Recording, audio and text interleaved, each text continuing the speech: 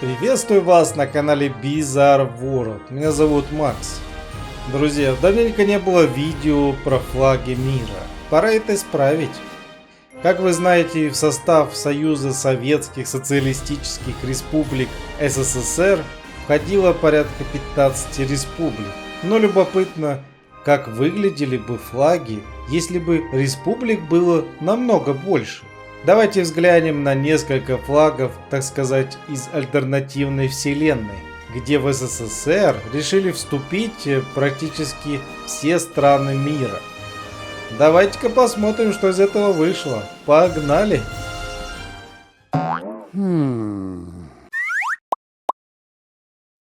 Первый флаг, который я хотел бы вам показать, это флаг Гренландской СССР. Если бы Гренландия была действительно самостоятельным государством и решила присоединиться к Советскому Союзу, флаг был бы, возможно, вот таким. Серп, молот, звезда, ну и надпись «Советская Социалистическая Республика Гренландия». Неплохо выглядит, согласны? А это поистине фантастический флаг, друзья. Вы только представьте, что в СССР захотели бы вступить не кто-нибудь, а американцы. Да-да, друзья, это флаг США в составе Советского Союза. Как бы это ни выглядело необычно и странно, остались все те же звезды, штаты американские. Ну и, конечно же, серп и молот, звезда. 90% флага красный цвет. Любопытный флаг, правда? Привет американцам! Интересно, кто-либо из вас догадался, какая страна вступила в СССР вот это?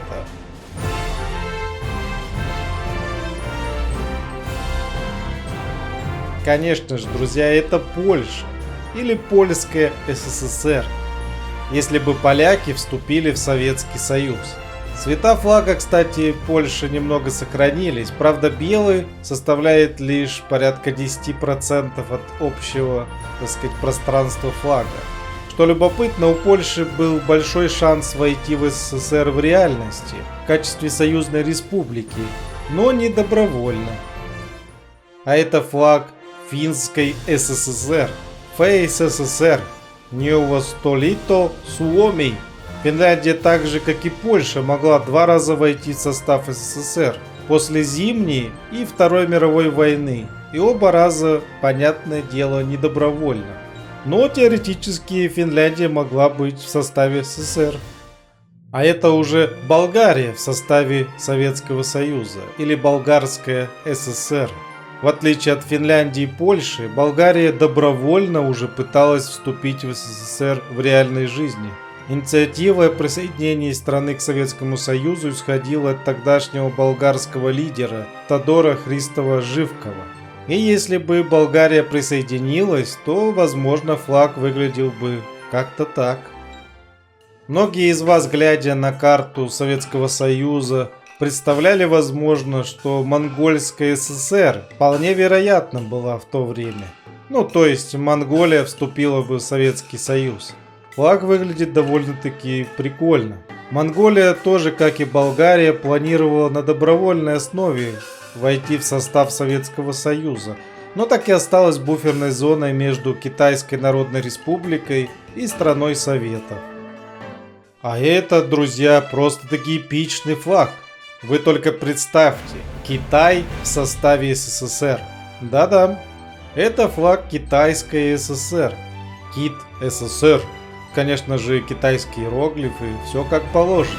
Также серп и молот и много звезд. Ну, знаете ли, это было бы эпичное присоединение. Мао Цзэдун после победы в гражданской войне предложил включить КНР в состав СССР. И это уже в реальности. Мао планировал стать преемником Сталина и править огромной страной площадью в 32 миллиона километров.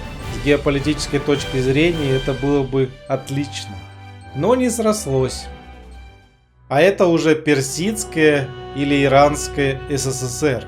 Выбирайте сами. Но если бы эти страны вошли в состав Советского Союза, думаю, флаг мог бы выглядеть примерно так. Палестинская ССР. Примерно похожий флаг с предыдущим, но с включениями, так сказать, местного колорита. Между прочим, СССР один из первых признал и поддержал Палестину в свое время. Друзья, а как вы думаете, что это за страна? Ну ладно, не буду томить, это Люксембургская СССР. Да-да, друзья, Люксембург в составе СССР. Почему бы и нет? Флаг, кстати, выглядит довольно-таки странно. Как будто его пополам разделили. А как вам Словацкая СССР? Почему словакам бы не войти в состав СССР? Вполне себе. Да и флаг выглядит довольно-таки клево, на мой взгляд. Герб Словакии вписывается прям-таки в флаг, правда? А это был бы довольно-таки необычный флаг по всем параметрам. Это если бы Непал вошел в состав Советского Союза. Непальская СССР. Такой довольно-таки странный флаг. Тут вам столько всяких знаков и прочего. Из-за того, что у Непала самый оригинальный флаг, думаю, советское руководство при вхождении Непала в СССР разрешило бы сохранить эту необычную форму. Ну а теперь немного экзотики, друзья. Представьте, если бы Камбоджа вошла в состав Советского Союза. Получился вот такой забавный флаг Камбоджийской ССР.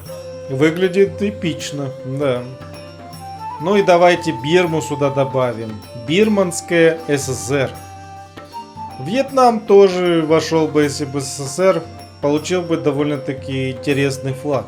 В принципе, у Вьетнама нечто похожее, но он немножко бы видоизменился, возможно. А вот флаг Бенгальской ССР, на мой взгляд, выглядит довольно-таки клево. Прям вот серп и молот вписываются в Бенгальский СССР, правда? Лаосская ССР вполне себе вписывается и сочетается с флагом Советского Союза. Ну а теперь давайте добавим еще что-нибудь. Например, Причерноморская СССР. Как вам?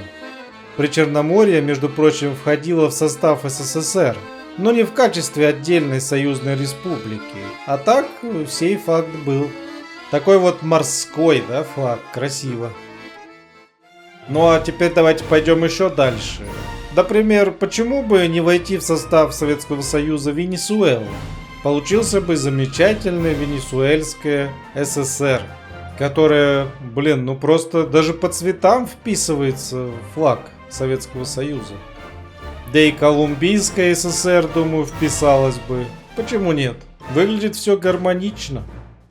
А это уже, друзья, догадались, нет? Это Румыния, да, Румынская ССР. После вторжения советских войск вполне могла бы Румыния войти в состав Советского Союза, как союзная республика. Но Румыния вошла только в организацию Варшавского договора, ОВД. Ну а так, если бы вошла в состав Советского Союза, был бы флаг довольно-таки симпатичный. Ну и довольно-таки эпичный флаг. Это не абы что, это Австро-Германо-Венгерская СФСР. СФСР переводится как Советская Федеративная Социалистическая Республика.